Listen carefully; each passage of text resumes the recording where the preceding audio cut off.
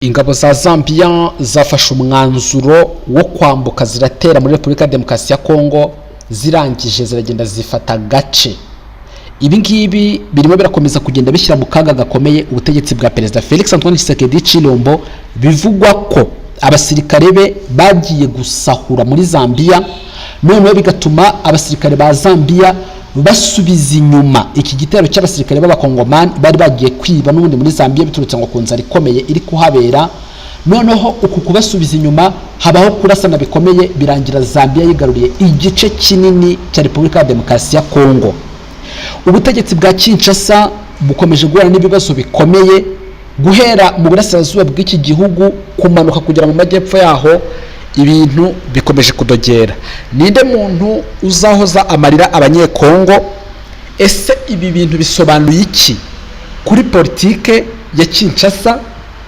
Ese Felix Antoine Tshisekedi Tshilombo ari buhuza te ibibazo by'umutekano bikomeje kumvikana mu gihugu cye n'ibiriho mu bya politike, ndetse no gushaka kongera kuyobora Repubulika ya Demokarasi ya Kongo nk'uko akomeje kugenda agaragaza yuko aricyo kintu cyonyine akeneye? Ibi ngibi tubigufite muri aya makuru na operation ndende. Nyaboneka niba bwa mbere udusuye, turakwisabira ko dutera inkunga ukaza kudukandira like, ukemeza yuko uzahorana natwe, ariko kandi urazkushimangiye yuko uzahorana natwe byiteka ryose, kandi urabushimangiye ko inkuru igenda ikagera ku bantu benshi. Ku munsi w'ejo humvikanye amakuru yateye abantu batandukanye kugira ubwoba nyuma yuko igisirikare cya ZDF cyangwa se igisirikare cya Zambia gikoze attaque place cyangwa se cyatatse igihugu cya Repubulika ya Demokarasi ya Kongo, kikarasa bikaza kurangira n'ubundi izi ngabo za Zambia zigaruriye bimwe mu bice byegereye umupaka uhuza Repubulika ya Demokarasi ya Kongo ndetse na Zambia muri teritwari ya Tanganyika. Ibi rero bifite ikintu bisobanuye ku butegetsi bw'Kinshasa. Mu gihe umutekano mu burasirazuba bwa Repubulika ya Demokarasi ya Kongo ukomeje kuzamba, amakuru aturuka mu ntara ya Tanganyika agaragaza impinduka zikomeye mu micungire y'uduce two ku mupaka. Aya makuru yemeza yuko agace ka Morilo kamaze kujya mu maboko y'ingabo za ZDF cyangwa se ingabo za Zambia, mu gihe umujyi wa Moba wo ugikomeje kugenzurwa na FARDC.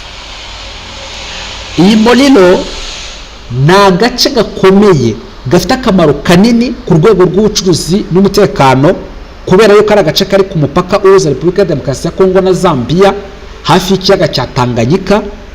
Aka gace rero kakaba gafite umumaro munini cyane gafitiye Repubulika ya Demokarasi ya Kongo, ariko kuri ubu kamaze gufatwa n'ingabo z'igihugu cy'abaturanyi za Zambia, byongera impungenge ku busugire bw'ubutaka bwa Repubulika ya Demokarasi ya Kongo, ndetse bituma abantu batandukanye bakomeza kwibaza ku cyaba cyinshi inyuma y'ibi bikorwa. Amakuru ahari yemeza yuko muri Repubulika ya Demokarasi ya Kongo, surtout muri coalition FARDC, abasirikare bakomeje guhunga urugamba basanzwe bahanganyeho na Alliance Fleuve Congo AFC M23. Bamwe ngo bakanga kujya kwifatanya nayo ngo bitewe n'ukuntu bayanga na ideology bashyizwemo, ariko kuko bakomeza gutsindwa no kwerekwa yuko hari ubukana bukomeye, bamwe ngo bafashe initiative yo guhungira hano muri Moriba. Bamaze kuhahungira, of course ntago leta ishobora kujya kuba providingira ibyo barya kandi barahunze urugamba. Inzara ngo uku kubica kubanganya n'ibikoresho byabo bya gisirikare, bakajya gutera muri Zambia, bakajya gusahura. Ibi rero birumvikana igihugu nka Zambia ntago wagifogera umutekano w'abaturage bacyo ngo nabariza bakwihorere. Iyi Zambia nayo yakomeje kugenda ibikurikirana, ndetse ikomeza kugenda igaragaza amakare, ikomeza kugenda igaragaza yuko ikintu cya mbere igomba gukora ari ukwita ku mutekano w'abaturage bayo kuruta uko yakwita ku kindi kintu icyo ari cyo cyose. Ibi rero ngo nibyo byaje kuba ubwo abasirikare ba Repubulika ya Demokarasi ya Kongo berekezaga n'ubundi hano muri Zambia gusahura.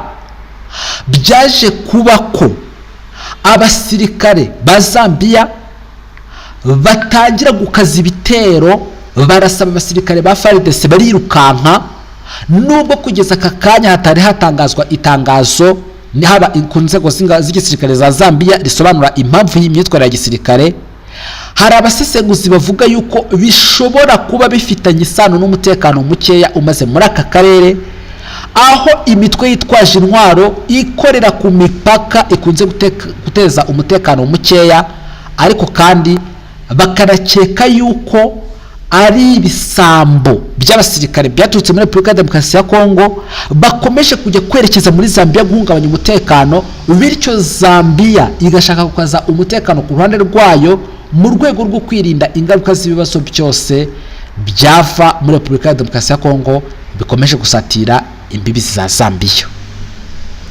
Ku rundi ruhande, umujyi wa Moba uherereye nko mu birometero 350 uvuye i Molilo. Repubulika ya Demokarasi ya Kongo ni igihugu kinini cyane, ni nko kuvuga ngo ni nko kuva i Kigali ukagera nk'Irusizi, harimo like distance nini cyane. Hanyuma rero bikavugwa yuko uyu mujyi wa Moba ukigenzurwa na FARDC, ariko i Molilo hamaze gufatwa na ZDF. Ibi bikaba byerekana ko nubwo ibice bimwe na bimwe bigenda bihindurirwa ubuyobozi, ingabo za leta ya Kongo zitagifite imbaraga cyangwa se determination mu kurinda umutekano w'abaturage.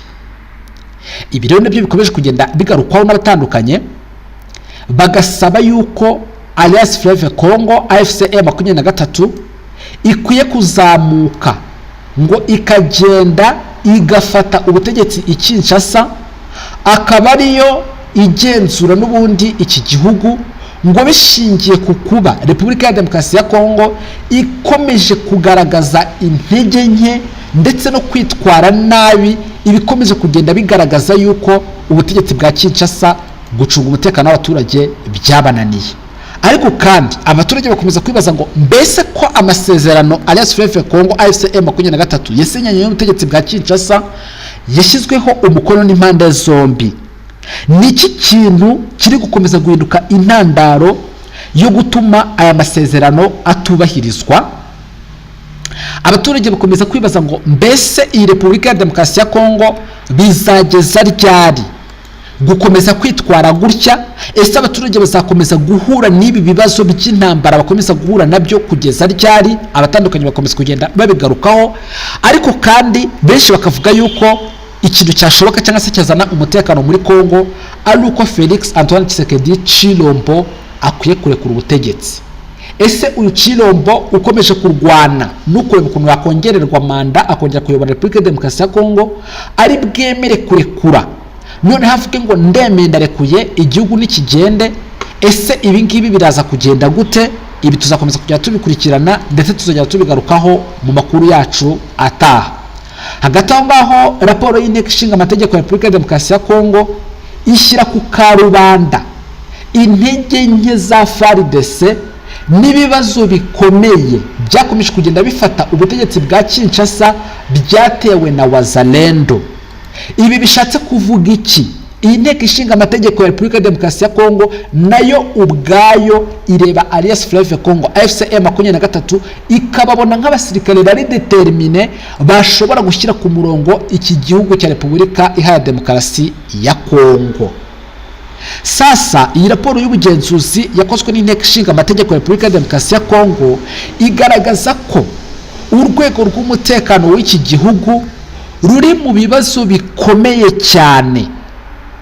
Iyi raporo igaragaza yuko igisirikare cy'igihugu FARDC kidafite ubushobozi buhagije bwo kurinda ubusugire bw'igihugu, mu gihe imyitwarire bagiye bagaragaza yagiye igaragaza yuko ari igisirikare kidafatika. Ku ruhande rwa gisirikare, Minisitiri w'Ingabo Guy Kabombo Mwadiamvita yemeje ko nubwo leta yashoye imari mu kugura ibikoresho bigezweho birimo drone n'indege z'intambara, ihuriro Alliance Fleuve Congo AFC/M23 naryo ryamaze kwihugura mu gukoresha ikoranabuhanga rishobora kuburizamo ibyo bikoresho, bityo imbaraga za leta ntizitanga umusaruro wari witezwe. bivuze ngo Minisitiri w'Ingabo wa Repubulika ya Demokarasi ya Kongo yamaze gutangaza yuko Alliance Fleuve Congo AFC/M23 ibarusha determination ndetse ngo inafite tekinoloji yo kuyobya ikoranabuhanga Repubulika ya Demokarasi ya Kongo ryose yakoresha, bityo ngo bikaba ari imwe mu mbogamizi ikomeje gutuma igisirikare cya Kongo gisubira inyuma ndetse kigatsindwa mu buryo bworoshye cyane. Ibi ngibi rero inteko ishinga amategeko yabo ntabwo ibyumva, ni nayo mpamvu ngo ireba ikabona Alliance Fleuve Congo AFC/M23 ariyo yakabaye ishinzwe umutekano w'igihugu, ndetse iyi nteko ishinga amategeko ikaba itari no kumva impamvu Repubulika ya Demokarasi ya Kongo itari gushyira mu bikorwa amasezerano yasinywe hagati y'iyi M23 ndetse na Kongo. Ese ubundi ibi ngibi bizarangira gute? Kubera iki hakomeje kubaho guterana amagambo hagati y'uruhande rwa Repubulika ya Demokarasi ya Kongo ndetse n'uruhande rwa Alliance Fleuve Congo AFC/M23 ibikomeje guhinduka ikibazo gikomeye? Ibi ngibi tuzakomeza kujya tubikurikirana. Nyaboneka niba ari ubwa mbere udusuye, turagusaba yuko uza kudutera inkunga uyu munsi. Reba munsi y'aya makuru handitse ijambo subscribe cyangwa s'abonner, harebe ukandeho, hari buza kazogera nako ugakande, uraskuba ushimangiye ko byiteka ryose uzahorana natwe, kandi urasukwemeje kuzahora uri nimero ya mbere mu kuzajya ubona ibiganiro n'amakuru tudemo gutegura no kugezaho umunsi ku munsi. Nimukomeze mugire amahoro ya Nyagasani muri byose, turabifuriza ko mwahaha ariko kandi mukaronka.